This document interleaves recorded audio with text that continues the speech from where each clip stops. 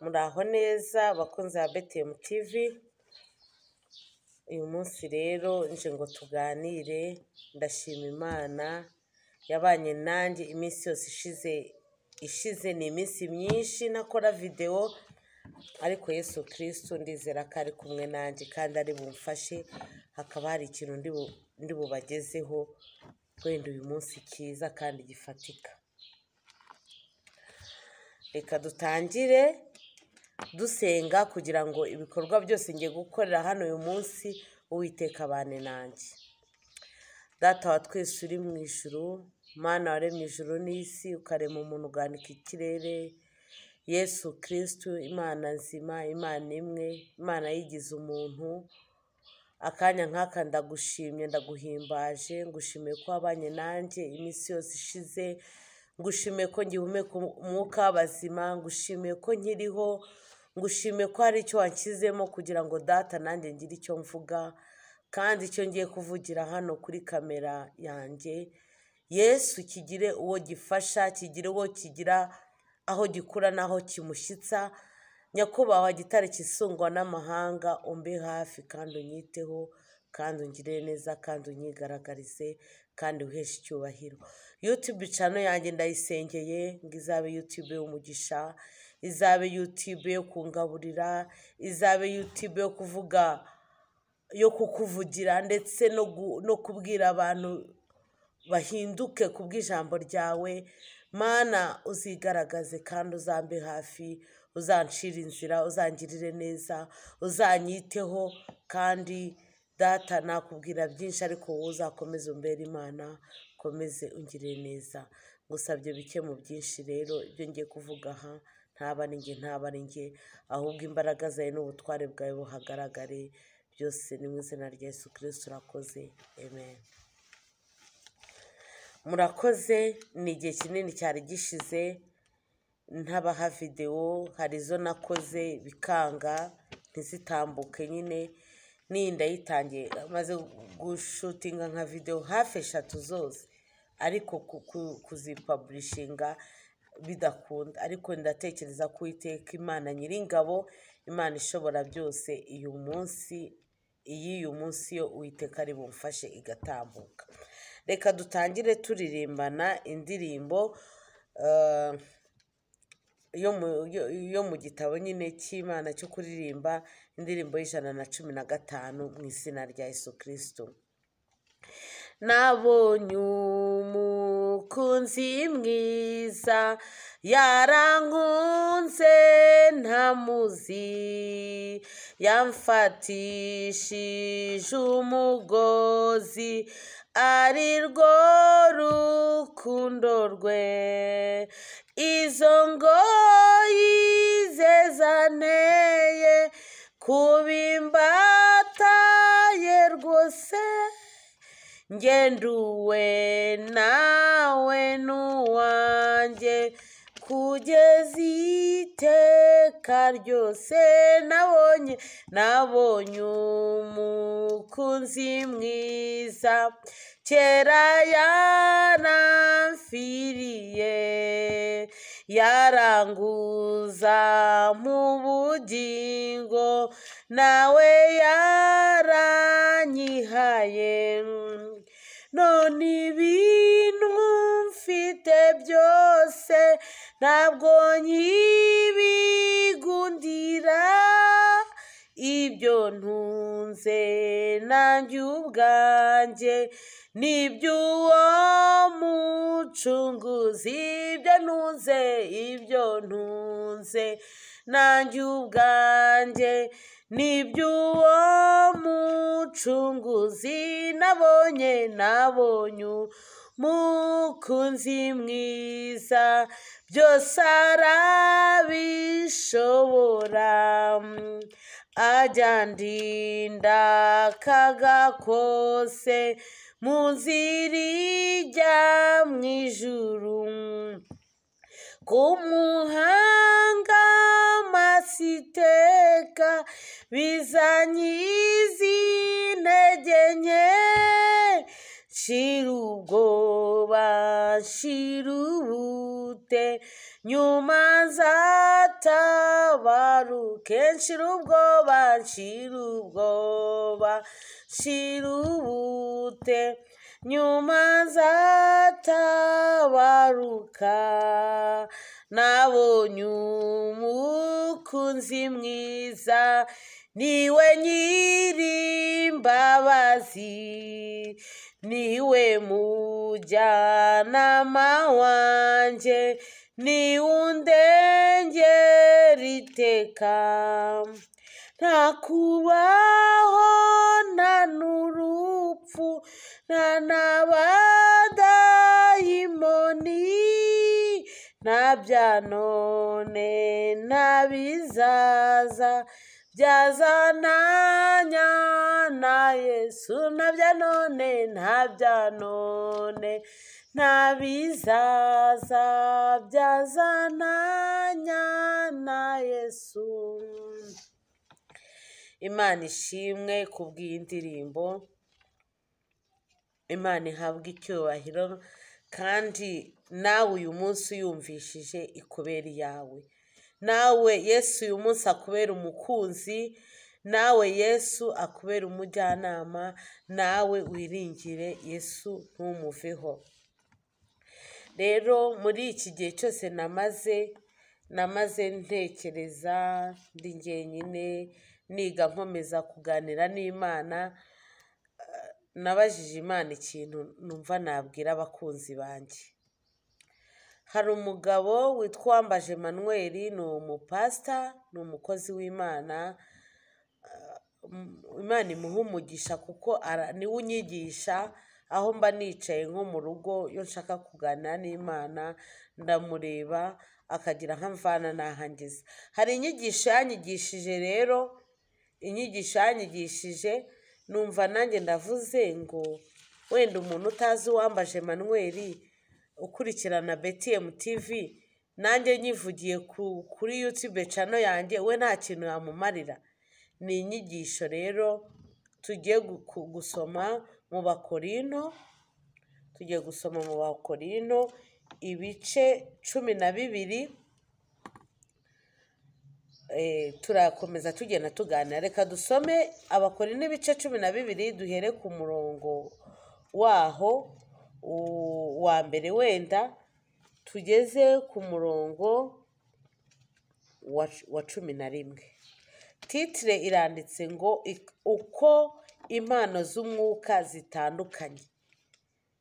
Impano z'umwuka zitandukanye ni umwuka wera nyine, wa mwuka Yesu Kristo yadusigiye uzatuyobora, nizo mpano tugiye kwiga.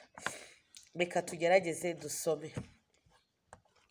Bene data, ibyerekeye impano z'umwuka sinshaka ko mutabimenya. Imana iratubwira ngo ibyerekeye impano z'umwuka ntago Imana ishaka ko tutazimenya. Muzi yuko mukiri abapagani mwayobyagwa mukajya ku bigirwamana bitabasha kuvuga, uko mwabijyanwagaho kose. Nicyo gituma mbamenyesha yuko ari nta muntu ubwirijwe n'umwuka w'Imana uvuga ati Yesu ni ikivume, kandi nta muntu ubasha kuvuga ati Yesu ni umwami atabibwirijwe n'umwuka wera. Ni ukuri kugira ngo umenye Yesu, kugira ngo umenye ko Yesu ari Imana, ko Yesu ari umwami, ntabwo wapfa kubyibwira. Ubimenya kuko ubibwirijwe n'umwuka w'Imana.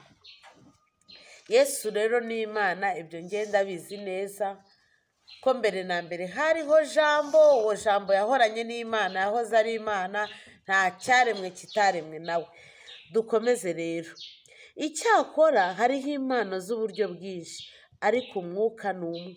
Kandi hariho uburyo bwinshi bwo kugabura iby'Imana, ariko umwami ni umwe.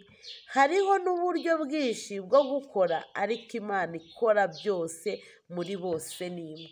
Ntabwo Imana ari eshatu mu kwemera kwanjye. Nihagira wenda wumva yabimugura azanyigishe, yansobanura no muri komenti cyangwa akampamagara kuri telefone yanjye. ni 0788626027. ubwo uri hanze yakongeraho please akamenyetso ko guteranya 250 akansobanurira. Imana ni imwe yagize function, wenda na fonction eshatu, imirimo itatu. Imana yigize umuntu, yambara umubiri nk'uwacu nyine, yitwa Yesu Kristo. Ariko Imana ni imwe, kuko n'ijambo ry'Imana riravuga ngo ariko Imana ikora byose muri bose ni imwe. Imana ikora byose muri bose ni imwe. Imana ni imwe irenze izindi mana. Hariho imana nyinshi, buri wese agira imana ye, ariko ngenda avuga Imana y'umuremyi w'ijuru n'isi, Imana yaremye ibintu byose, Imana irenze izindi mana. Dukomeze ngo umuntu wese agahabwa ikimwerekanaho umwuka kugira ngo bose bafashwe. Umwe aheshwa ijambo ry'ubwenge n'umwuka, undi agaheshwa n'uwo mwuka ijambo ryo kumenya, undi agaheshwa n'uwo mwuka kwizera. Izo ni impano zose turimo kwiga. Undi agaheshwa n'uwo mwuka impano yo gukiza indwara, undi agaheshwa n'uwo mwuka ibitangaza, undi agahabwa guhanura, undi agahabwa kurobanura imyuka, undi agahabwa kuvuga indimi nyinshi, undi agahabwa gusobanura indimi. Ariko ibyo byose uwo mwuka umwe niwe ubikora muri bo, agabira umuntu wese uko ashaka. Ni ukuvuga ngo muri izi mpano dufite, muri izi mpano z'Imana, umwuka ubikora ni umwe, kandi Imana iha umuntu wese uko yumva ishaka. Uwiteka Imana aduhe umugisha, aduhane umugisha. Rero uyu munsi ndarwaye gripe. Uyu munsi numvishe nabwira abanyamwuka impano z'Imana. Impano z'Imana hano ngerageje gusoma, nagerageje no kwandika, nanjye ndategura nyine ntegura isomo. Nabonye ari impano 9, nizo mpano z'Imana. Hari umwuka atanga impano y'ubwenge. Umuntu ufite ubwenge tuvuga ni impano, nanjye naka Imana ngimpe, ni impano itangwa n'umwuka. Agahabwa impano yo kumenya kuno kwiga Bibiliya, ukamenya ibyo umaze kumenya nawe ukabyigisha abandi. Ubumenyi buriya bwo mu ishuri twiga, tukabona amadigiri, tukabona amadiplome mu kintu runaka, tukamenya ibijyanye no kwigisha, ukamenya ibijyanye no kuvura, ukamenya ibijyanye n'ubucuruzi. Nayo ni impano Imana itanga. Hakaza impano yo kwizera ibintu. Umwe ntiyizere, umwe akizera ngo ngiye kuzubaka etaje nyishobore, undi akizera ngewe ngiye kuzubaka kuri uyu musozi nkubake wenda hoteli, akabyizera akabishobora. Undi akizera. Impano yo kwizera nayo ni impano y'umwuka wera, agakora proje nini iri big, akabyizera kandi akabitangira akabigeraho. Hakaza impano yo gukiza indwara. Ni ukuri hari abantu bafite ibiganza barambika ku barwayi bagakira. Nanjye izi mpano zose kari 9 ngewe nta nimwe ntashaka kugira. Zose ndashaka ko Imana izimpa.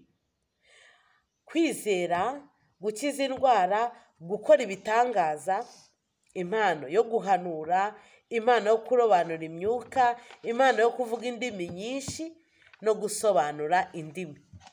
Kera nyiri umwana, kuko ngewe navukiye muri ADPR, hari ukuntu ubuhanuzi bwazaga, umwe akuzura umwuka wera akavuga mu ndimi nge ntabashobora no kumva, ariko ziriya ndimi umuntu uzivuga barimo avugana n'Imana.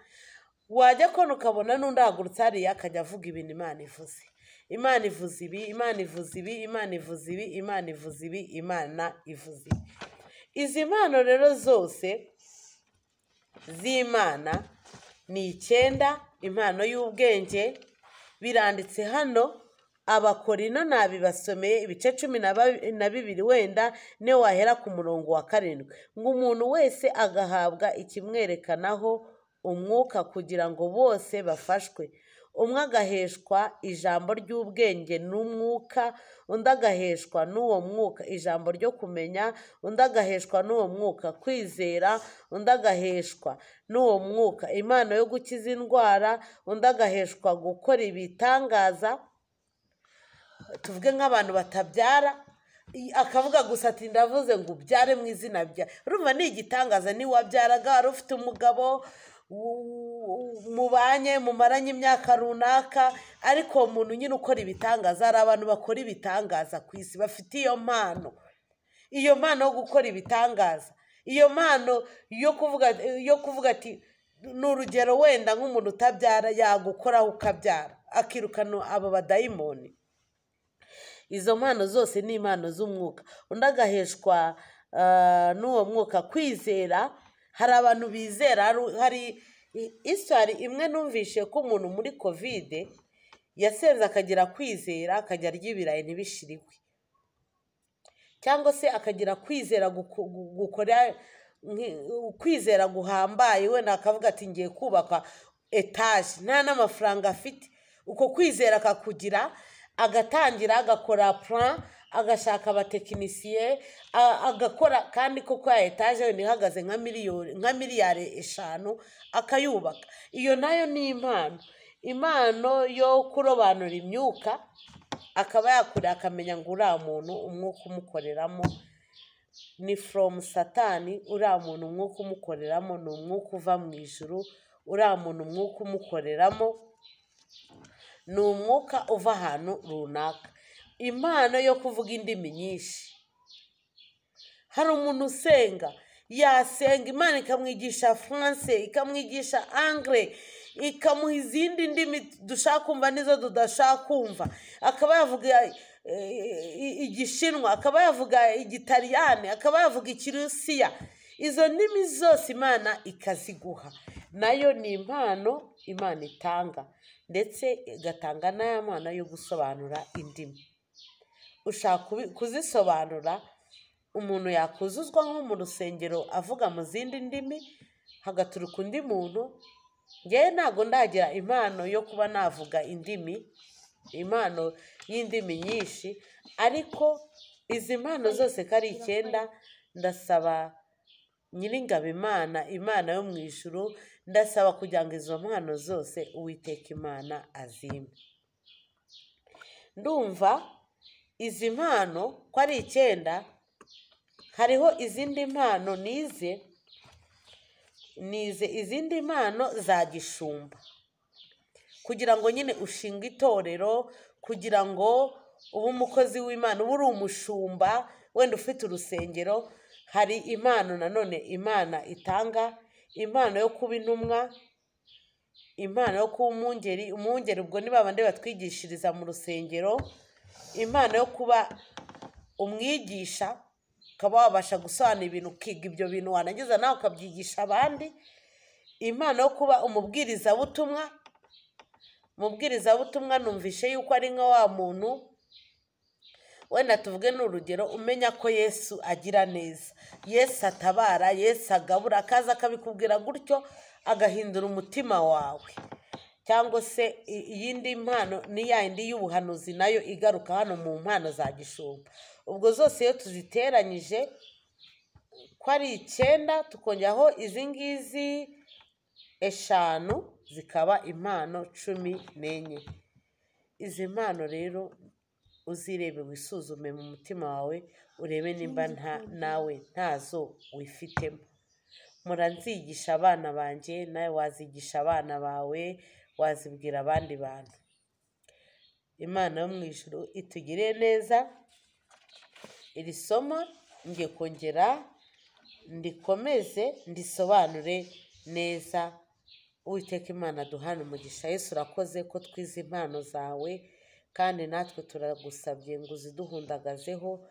Reka abakurikirana na BTM TV izi mpano zose z'Imana zibagendeho kandi zitugirire neza. Byose ni mu izina rya Yesu Kristo urakoze. Amen. murakoze rero, Yesu aduhane umugisha, amen.